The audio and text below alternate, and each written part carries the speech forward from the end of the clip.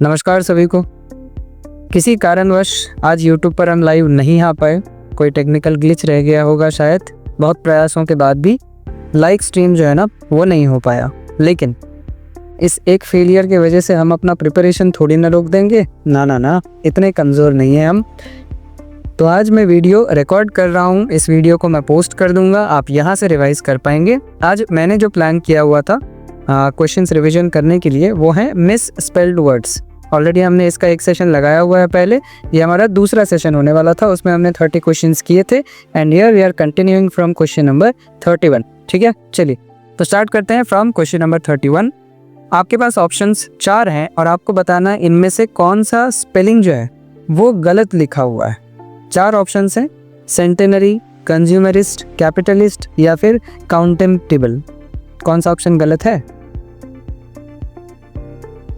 चलिए, I hope आप लोगों ने अपना आंसर मार्क किया होगा। It is actually option number D.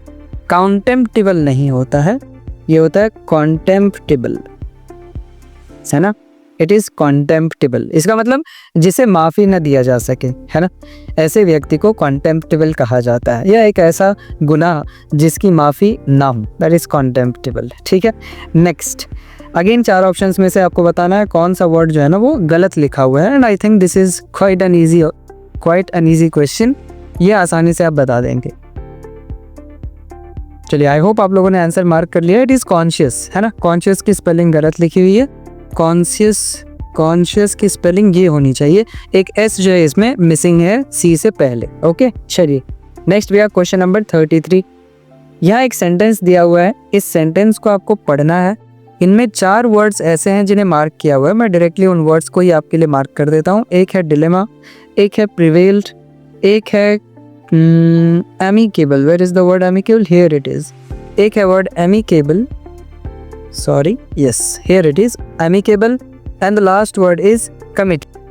इन चारों वर्ड्स में से कौन से वर्ड का स्पेलिंग जो है ना वो गलत लिखा हुआ है? आई होप आप लोगों ने मार्क कर लिया होगा। It is prevailed. प्रिवेल्ड की स्पेलिंग ये नहीं होती ना, प्रिवेल्ड की स्पेलिंग होती है ये, PREVAILED होना चाहिए था, है ना। ये गलत लिखा हुआ है। नेक्स्ट हम आएंगे कहाँ पे? Next head on to question number 34। Okay, next reinforcement, opportunity, attributes या फिर मोटिवेशनल। कौन से वर्ड की स्पेलिंग जो है वो गलत लिखी हुई है, मुझे बताइएगा। Is it reinforcement, opportunity, attributes या फिर मोटिवेशनल? चलिए, आई होप आपने आंसर मार्क कर लिया होगा। It is attributes. एट्रीब्यूट्स की स्पेलिंग गलत है ना, एट्रीब्यूट्स में डबल टी होना चाहिए था भैया, नहीं, डबल टी तो नहीं लिखा हुआ है, डबल टी लगा दिए तो ये सही हो जाएगा। ठीक है, नेक्स्ट क्वेश्चन नंबर 35 की तरफ आ जाइएगा। बताइए कौन सा वर्ड जो है ना वो गलत लिखा हुआ है। इज इट टैंजिबल, टेराकोटा, टर्चियल या फिर टेरिफिक? किस पर्टिकुलर वर्ड की स्पेलिंग जो है वो गलत लिखी हुई है? मार्क कर लिया आंसर आपने? Very good, it is terrific. क्या गलती है इसमें?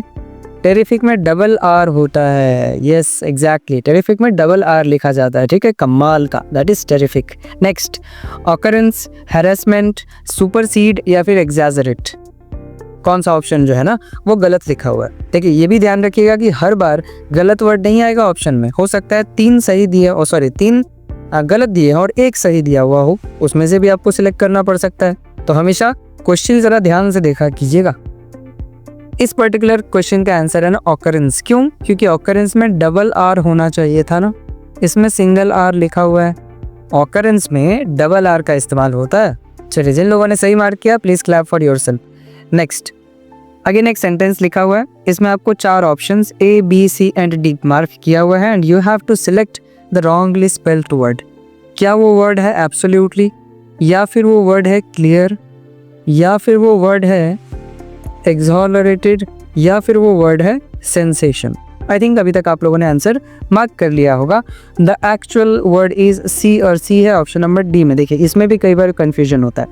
यहाँ पे सी लिखा हुआ है, उसे देखकर कहीं आपने ऑप्शन नंबर सी को तो नहीं टिक कर दिया। इस चीज पर ध्यान दीजिएगा, सिली मिस्टेक कहते हैं इसको, ये कई बार हो सकता है।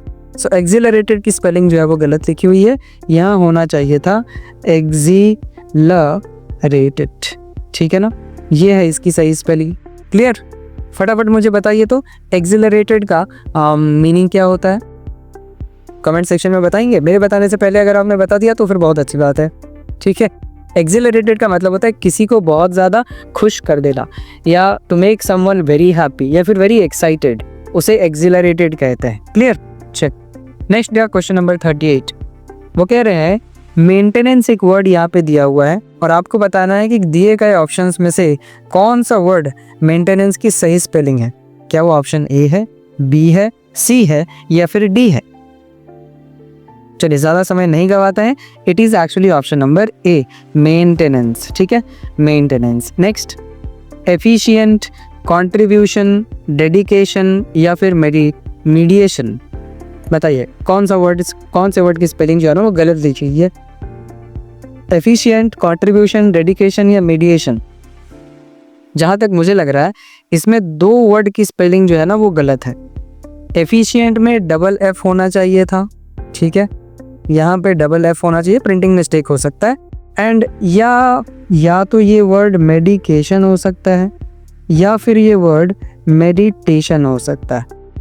दोनों ही पॉसिबिलिटीज़ यहाँ पर काम करते हैं, ठीक है। तो इस पर्टिकुलर क्वेश्चन में दो एरर्स आपको मिल गए, ठीक है। हम तो प्रैक्टिस कर रहे हैं ना भैया, जो भी वर्ड एरर है, चार में से चारों भी अगर एरर है तो भी हमें उन्हें मार्क करना ही, ठीक है।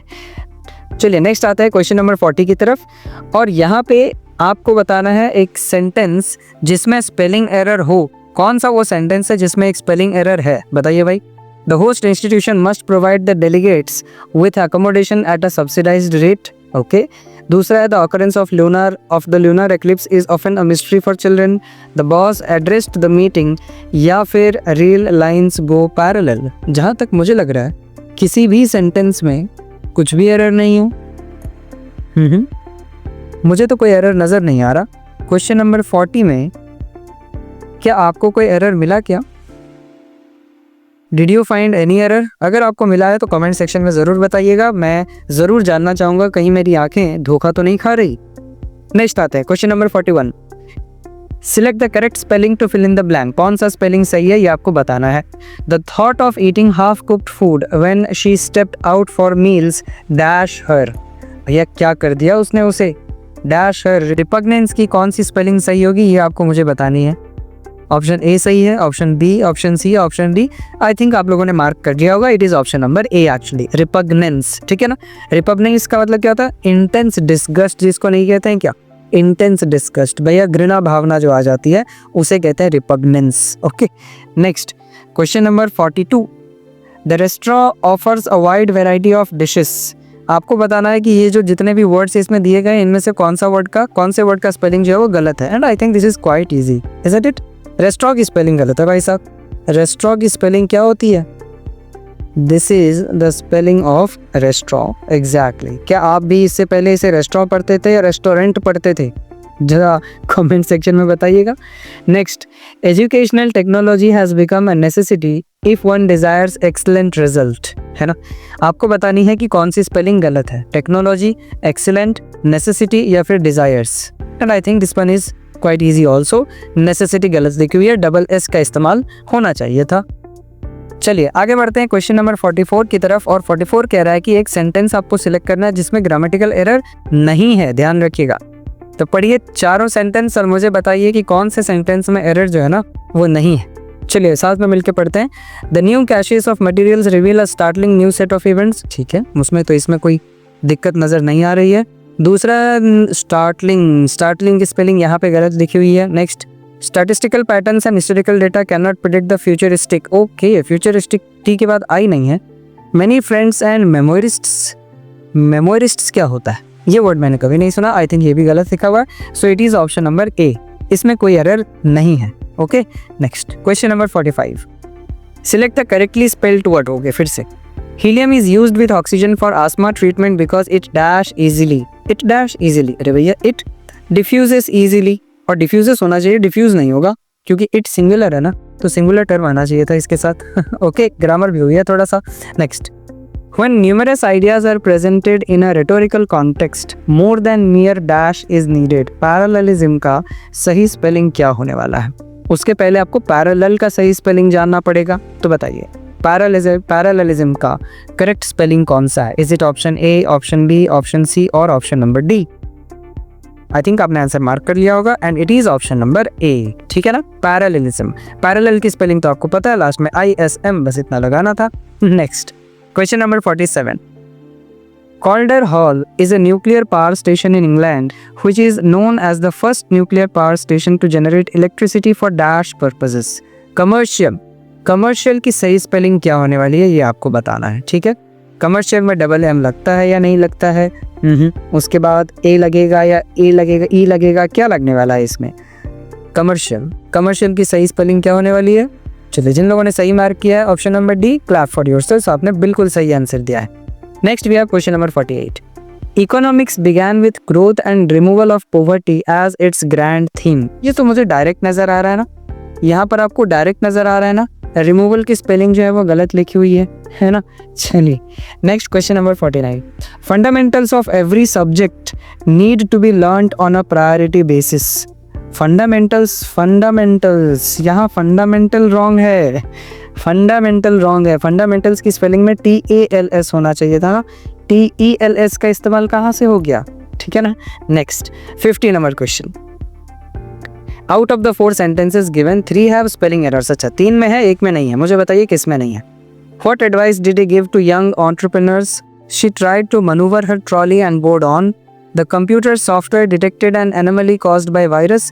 A clergyman read the liturgy from a prayer book. Okay, जहाँ तक मुझे लग रहा है entrepreneurs की स्पेलिंग गलत है, यहाँ पर एनोमली होना चाहिए था, वो गलत है। एंड लिटर्जी में सिंगल एल होता, सिंगल टी होता है ना, डबल टी तो नहीं होता। So it is option number B which is correct. बहुत अच्छे, जिन लोगों ने भी सही आंसर दिया भाई और भाई साहब कमेंट सेक्शन में बताइएगा। क्वेश्चन नंबर 50 आपका अगर सही हुआ है तो थोड़ा ट्रिकी क्वेश्चन था, है ना। Next, the police officer was dash for his quick thinking during the crisis. Appreciated की कौन सी स्पेलिंग सही है? A, B, C या D? जल्दी जल्दी मार्क कीजिएगा। It is option number B actually, है ना। अप्रिशिएटेड में डबल P का इस्तेमाल किया जाता है और R के बाद E का इस्तेमाल किया जाता है। Next, she was well known for her benevolence towards the poor. Well की स्पेलिंग सही है, पुअर की स्पेलिंग सही है, नोन की स्पेलिंग सही है, यानी कि बेनेवोलेंस की स्पेलिंग जो है ना वो गलत लिखी हुई है। It has to be benevolence, V के बाद ओ का इस्तेमाल होना चाहिए था। नेक्स्ट आते हैं बेनेवोलेंस, है ना, BENEVOLENCE, बेनेवोलेंस यानी कि अच्छा। बेनेवोलेंस का मतलब होता है अच्छा, क्यों? क्योंकि इसमें रूट वर्ड क्या है? रूट वर्ड है बीन, और बीन का मतलब होता है गुड, ठीक है ना। Next, the students remained determined to achieve their goals despite facing many obstacles. कौन सी स्पेलिंग गलत है? गोल की स्पेलिंग सही लग रही है, डिटरमाइन की स्पेलिंग सही लग रही है, ऑब्स्टैकल्स की स्पेलिंग भी सही लग रही है, यानी कि अचीव की स्पेलिंग गलत लिखी हुई है। अचीव ना ये होना चाहिए था, ठीक है। नेक्स्ट 54 की तरफ आता है। Select the sentence that contains a spelling error. Again वो सेंटेंस आपको सिलेक्ट करना है जिसमें स्पेलिंग एरर है। जल्दी जल्दी पढ़िए, ABCD सारे सेंटेंसेस को पढ़िए और फटाफट मुझे बताइए ना कौन सी स्पेलिंग गलत लिखी हुई है कौन से सेंटेंस में।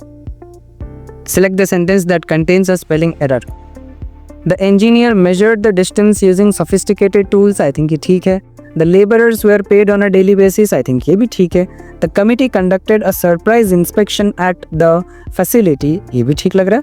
And the official addressed the press conference promptly. अरे भैया कौन सा सेंटेंस इसमें गलत होगा? मुझे तो ये सारे के सारे सेंटेंसेस सही लग रहे हैं। Engineer measured the distance using sophisticated tools. The laborers were paid on a daily basis. The committee conducted a surprise inspection at the facility.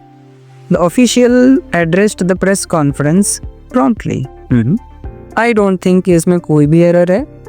हो सकता है कोई प्रिंटिंग मिस्टेक हो गया हो, लेकिन अगर आपको एरर इसमें नजर आए तो प्लीज मुझे बताइएगा कमेंट सेक्शन में। Next question number 55। The crowd dispersed after the speech ended. अरे भाई साहब, आफ्टर अच्छा है, एंडेड अच्छा है, क्राउड अच्छा है, स्पीच अच्छा नहीं है। SPEE होना चाहिए था, उसने तो डबल P खा लिया, ठीक है। नेक्स्ट, अनफॉरगेटेबल की स्पेलिंग कौन सी वाली सही है मुझे बताइएगा ना। अनफॉरगेटेबल की कौन सी स्पेलिंग सही है फटाफट बताइएगा।